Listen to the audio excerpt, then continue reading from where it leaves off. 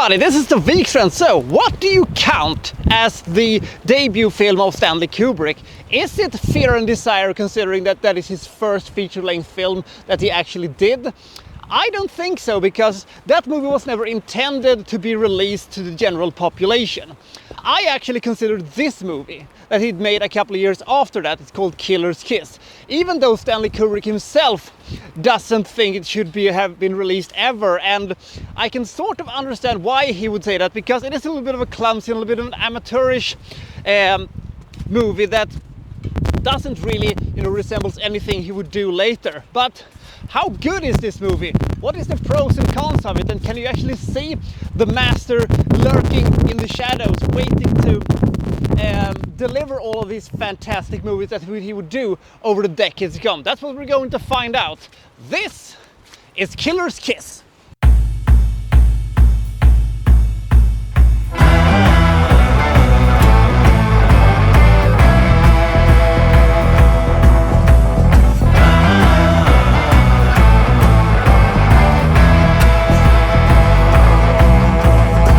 So Davey is a kind of washed up prize fighter who's never going to get a sniff of the title picture or anything like that, but he's, preparing for his next fight. Hopefully this will go better than the last time.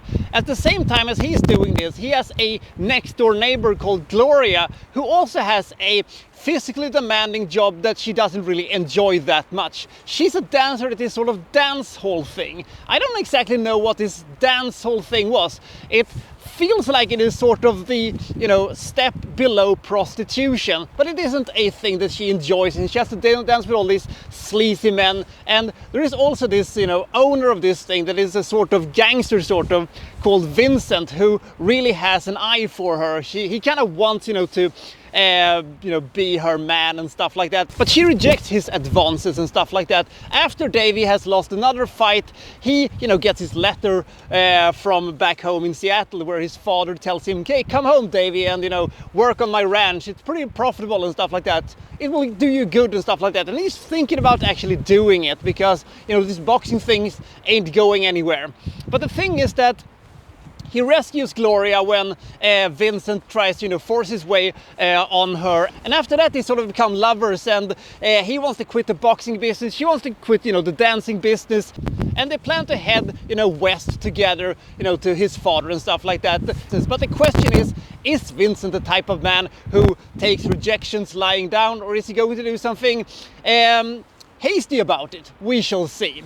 One thing that this movie has going that is not very good is how this movie is structured, but we'll get to that in a second, because this movie feels a bit amateurish. This movie feels a bit clumsily made, with clumsy dialogue and performances that is not great but not horrible either. You don't get the feeling when you see Killer's Kiss that the guy who's going to make movies such as 2001: A Space Odyssey, The Shining, Barry Lyndon, Clockwork Orange, or all of those movies made this movie. You don't get that feeling. Now, I will say this, there is a couple of things in this movie in the beginning that I thought was kind of interesting. They had this boxing sequence that was arguably too long and took up too much time of the movie, but it at least had interesting and odd angles to itself, so at least it had that.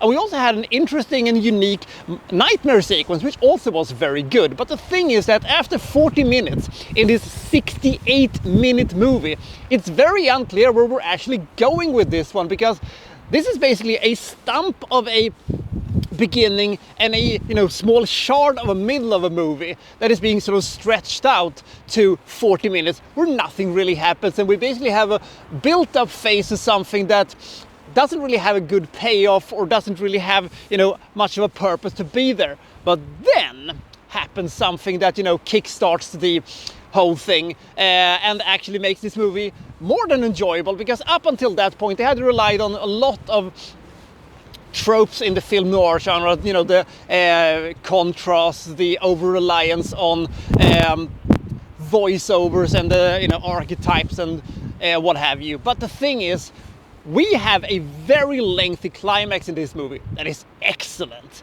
because we have these fantastic rooftop chases, you know, in New York City without any dialogue, just having this music and just having, you know, these guys chasing each other in, and it is very, very exciting. And then we get to the thing that is really good. We have this fight in a mannequin factory, also without any music, just, you know, the grunts and the fighting and the struggle, and it feels real. And the inclusion of the, you know, all these mannequins and stuff like that actually made this movie kind of unique. And for a while there, we are transported into something that, you know, is on the precipice of being really, really good.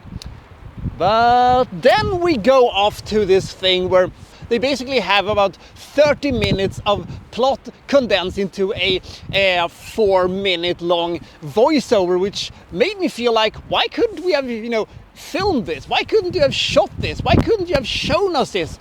These are very dramatic, you know, depictions of things that we don't get to see. Instead we have, you know, a character that tells us about what has happened and how I felt in that moment, and what this character must have felt in that moment. And why did they do that? Was it because of budget restrictions? Because this movie doesn't really feel like a movie that had a budget, you know, that could have supported that. But they had the budget enough to have, you know, the mannequin things and the rooftop chase, stuff like that. So why couldn't you have those things? So the movie is oddly structured. And outside of pure curiosity, there aren't that many reasons to see this movie, because it is basically just a clumsy, not very effectively told film noir movie, and there is nothing really to find here. But it is a fascinating movie, considering who has done it and what he's going to do later. Otherwise, I don't think this movie would have been, you know, remembered at all. It would have just been forgotten in time if it would have been, you know, directed by Johnny Dumbfuck or something like that. But now it is directed by Stanley Kubrick, so now I feel I have to see this movie. Is it worth seeing? Yes. I think that if this movie could have been polished up a little bit, if the script could have been improved by, you know, somebody who knew what they were doing, this movie could have been very, very good, because we have characters that, you know, on paper could have been very interesting, when we have these sequences that are good, when these two characters are following a man into an alley, and, you know, the shadows and stuff like that. It looks great in some ways, but then we also have all these sequences that sort of goes nowhere, and as I said, the acting is not very inspiring. So if you should see this movie or not depends on how much you can stomach of this one. But considering that this movie is only 68 minutes long, if you feel that this movie might not be for you after, you know, 10-15 minutes, just be assured that it's very short, so the pain that you might feel will be over rather soon. And also, if you do want to see a really good film noir movie directed by Stanley Kubrick, The Killing is fucking awesome. In a sense, it's a tricky movie to rate, because it only hits one note correct, but it hits it hard. So I'm going to give Killer's Kiss 57 points.